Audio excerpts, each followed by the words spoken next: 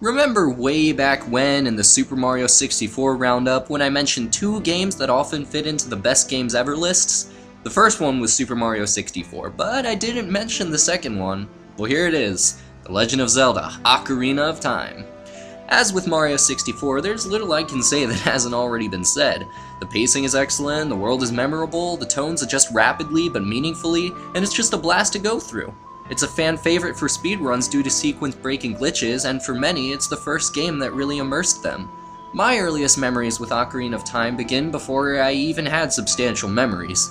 I just have little flashes of loading one of my brother's abandoned save files and fucking around in the Forest Temple's courtyard with the hookshot.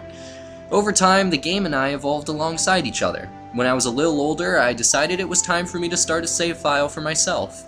I was immediately engrossed in the tale of this little fairy boy. Later, of course, some strange implications arose about the fact that they call Link a fairy boy, but in those days he was just the boy without a fairy to me.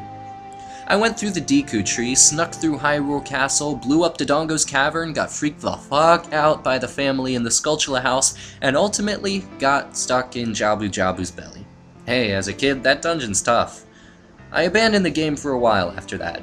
I'm not sure what finally made me return to it, but I'm glad I did. I conquered the Great Fish and became an adult.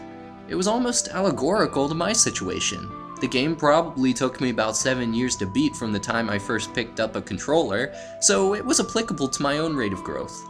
Clearly, I wasn't becoming an adult, but I was dealing with many of the themes in the game, saying goodbye to friends and family, growing up too fast, and the pressure to succeed.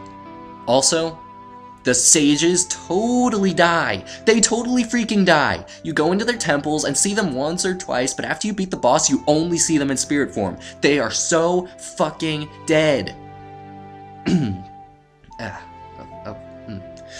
Over time, the series has introduced some better installments and some worse ones. It's important to note that the visual style and some of the gameplay, unless you're playing the 3DS port, are pretty outdated.